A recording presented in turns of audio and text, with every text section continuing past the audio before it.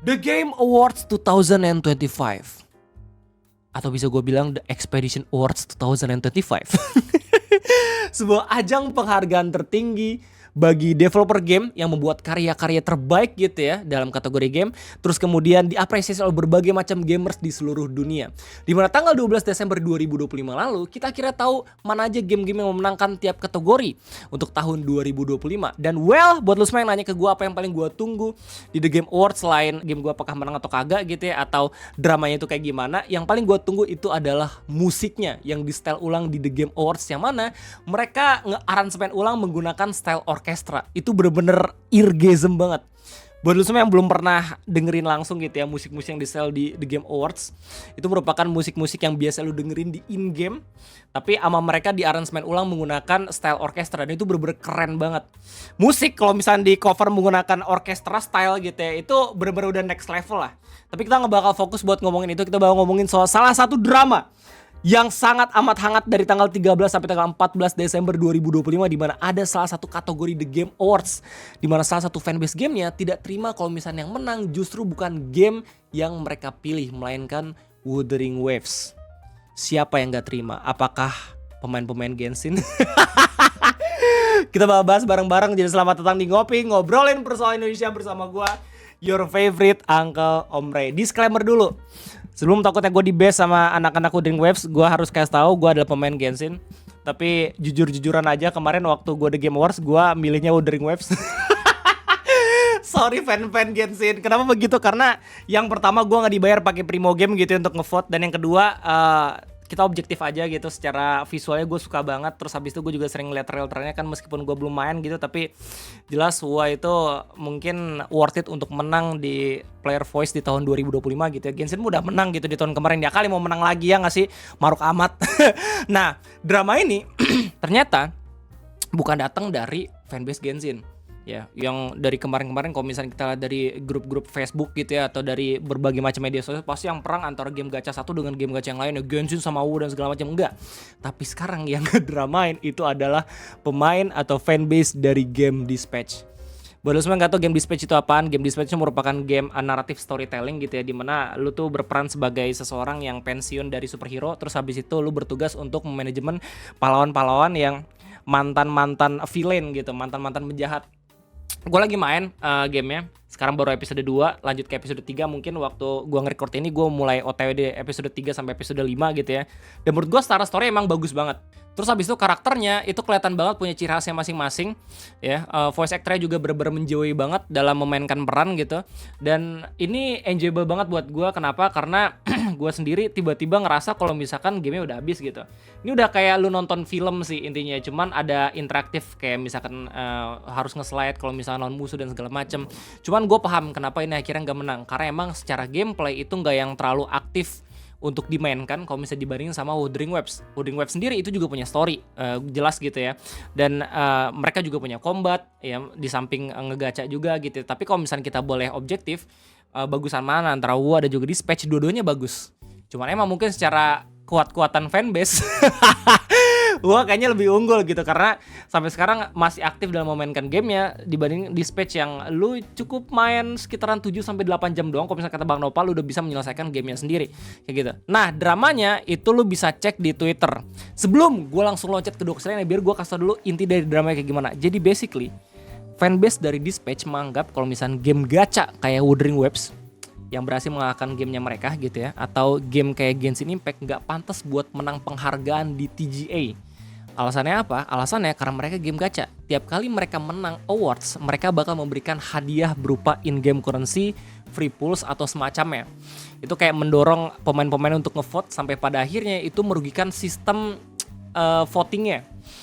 Yang pada akhirnya fanbase dari Dispatch menganggap kalau misalkan kayak gitu caranya, ya jelas lah game-game yang non gacha itu pasti bakalan kalah sama game-game gacha, karena mereka secara tidak langsung melakukan yang namanya instant gratification, atau istilahnya tuh ya sistem kecurangan lah.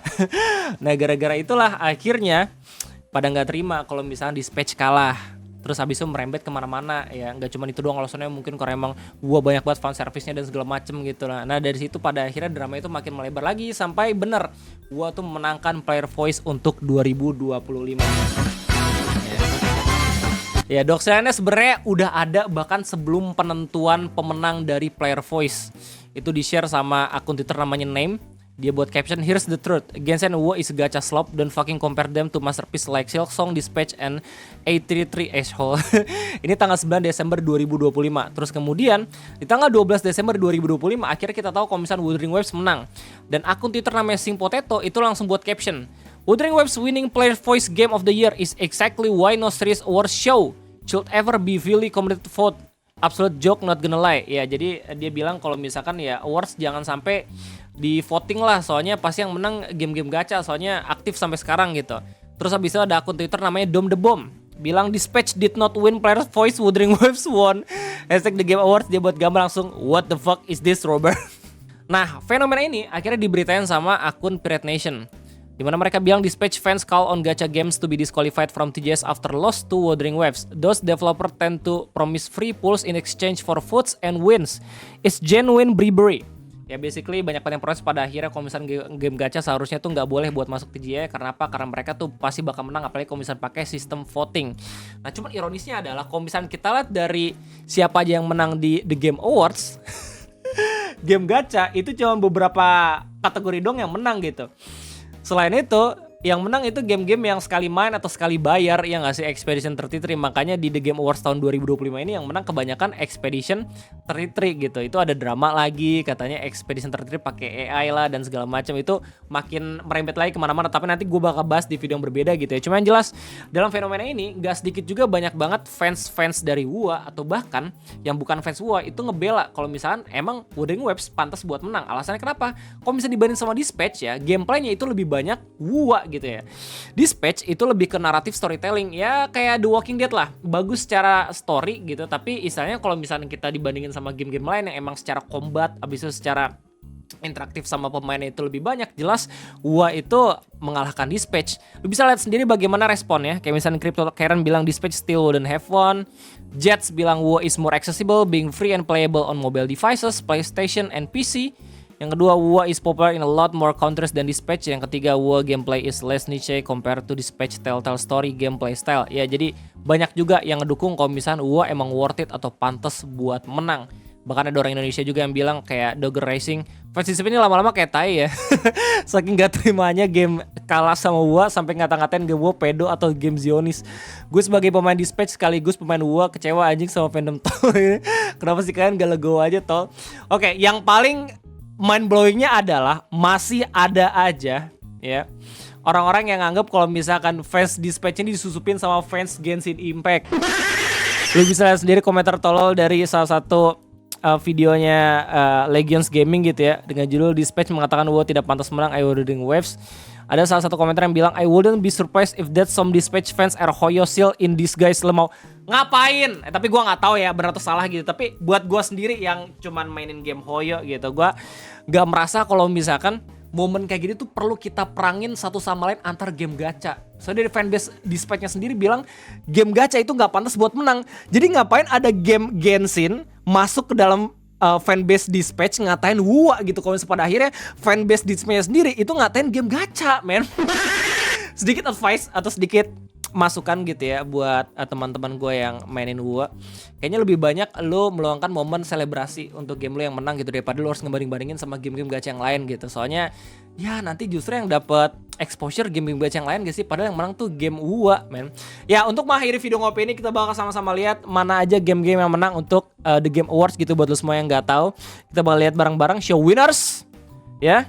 Yang pertama Game of the Year itu dimenangkan sama Clair Obscur. Let's go. Clair Obscur lagi. Best Game Direction Clair Obscur lagi. Ini alasan kenapa namanya jadi Clair Obscur Awards ya 2035. Best Narrative Clair Obscur lagi. Let's go. Best Art Direction Clair Obscur lagi.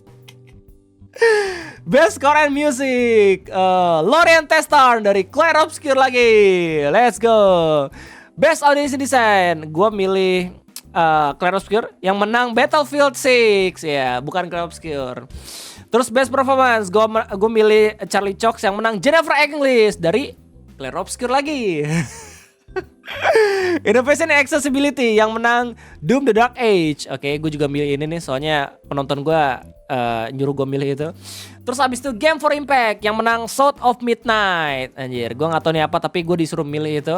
Next kategori ada lagi ya, Best Ongoing yang menang No Man's Sky. Oke, ada Fortnite, ada Final Fantasy tapi mereka kalah ya. Best Community Support yang menang Baldur's Gate ya karena sampai sekarang masih supportive banget gitu developernya. Best Independent Game yang menang Clair Obscur, let's go. Best Debut Indie Game yang menang Clair Obscur. Ya padahal Dispatch di sini masuk loh kategori gokil.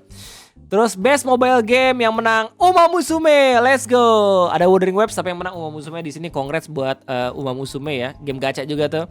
Terus Best VR yang menang The Midnight Walk. Abis itu next kategori Best Action Game yang menang Hades ya. Terus abis itu Best Action Adventure yang menang Hollow Knight atau Silk Song ya. Ini pilihannya Bang Nopal, gue juga milih ini Hollow Knight. Habis itu ada Best RPG yang menang Clair Obscur lagi. Ya, yeah, Clair Obscur Awards, mantap. Best Fighting, gue milih Mortal Kombat yang menang Fatal Fury City of the Wolves. Terus Best Family yang menang Donkey Kong Bonanza. Ini musiknya keren banget diorkestrain. Gue kemarin ngedenger anjir. Ada suaranya sendiri ya, ada vokalnya sendiri. Best Sim Strategy yang menang Final Fantasy Tactics. Terus abis itu ada Best Sport Racing. Gue milih Rematch yang menang Mario Kart World. Ini pasti yang milih Al ya. Best Multiplayer, gue milih Peak yang menang Ark Raiders. Terus Best Adaptation, gue milih Minecraft yang menang The Last of Us Season 2. Mungkin karena emang ada cowok sama cowok cuma gue gak tahu ya. Most Anticipated Game, gue milih Resident Evil yang menang GTA 6. Ya udah 2 kali berturut-turut nih. Content Creator of the Year yang menang Boys Critical Ho. Hello, what's up guys? And opening versi internasional, let's go. Best Esport Game yang menang Counter Strike. Gue milihnya Valorant ya karena gue cuma main Valorant.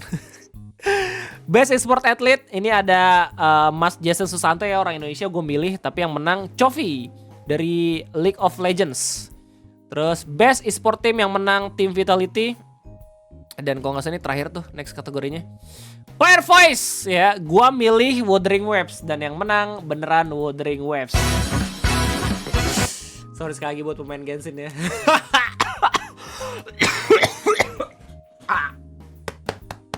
Karena nih gue langsung kena jampe-jampe dari penyihir Hextone Circle. Oke, intinya itu aja mungkin yang bisa gue sampaikan terkait ada video ngopi kesempatan kali ini. Gimana tanggapan kalian semua? Silahkan tulis di kolom komentar. Gue rasa itu aja. Cukup sekian. SKS kos kok.